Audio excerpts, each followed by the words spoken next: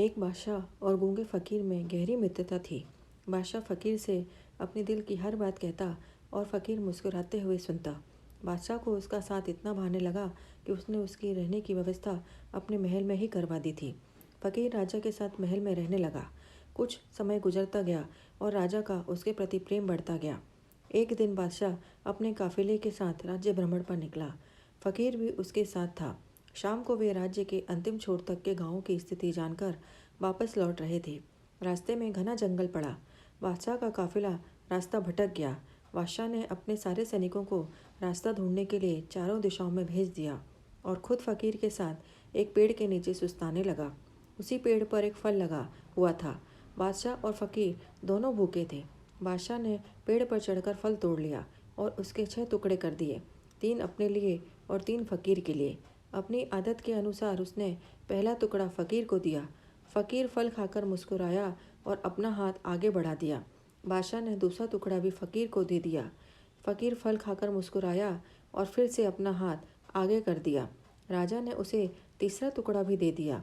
एक एक करके फ़कीर 5 टुकड़े खा गया और छठवें के लिए भी हाथ आगे बढ़ा दिया। ये देख बादशाह को बड़ा क्रोध आया।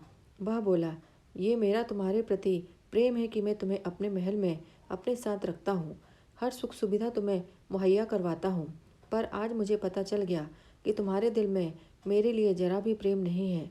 भूखा मैं भी हूँ, किंतु तुम इतने स्वार्थी हो कि सारा फल खुद खा जाना चाहते हो। तुम्हारी असलियत में जान गया। आज से हमारी दोस्ती खत्म। अभी इसी वक्त मेरी नज़रों से दूर चले जाओ। फ़कीर चला गया। फ़कीर के जाने के बाद राजा फल का आखिरी टुकड़ा खाने लगा, लेकिन फल को चबाते ही उसने फल थूक दिया। फल इतना कड़वा था कि उसे खाया ही नहीं जा सकता था। राजा को समझ आ गया कि फ़कीर क्यों सारे टुकड़े मांग कर खा जाना चाहता था, और यह भी कि उसका प्रेम कितना गहरा था। राजा की दी हर चीज़ वह खुशी खुशी स्वीकार करता था और सदा मुस्कुराते रहता था। इसलिए जब राजा ने उसे फल दिया तो वह भी स्वीकार किया और कड़वा होने के बावजूद मुस्कुराते हुए खा गया। वह सारे टुकड़े इसलिए मांगकर खा जाना चाहता था ताकि राजा को इस बात का पता न चल सके कि वह साधु को कड़वा फल खिला रहा है। जब राजा के दिए मीठे फल उसने खुशी खुशी खाए तो कड़वा क्यों न खाता। ये बात समझ में आने पर बादशाह पछताने लगा, मगर अब देर हो चुकी थी। अपने संदेह के कारण वह अपना परम मित्र खो चुका था। दोस्तों, सच्चा दोस्त कभी आपका बुरा नहीं चाहेगा, वह आपको रोकेगा भी तो आपके भले के लिए ही। सच्ची दोस्ती हमेशा सहेज कर रखें।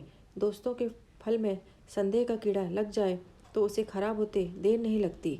इसलिए जब भी दोस्ती करें, भरोसे की नींव करें। आशा करती हूँ यह कहानी आपको पसंद आई होगी। अगर पसंद आई हो तो हमें कमेंट करके ज़रूर बताइए, और ऐसी अच्छी अच्छी कहानियों के लिए हमारे चैनल को लाइक सब्सक्राइब करना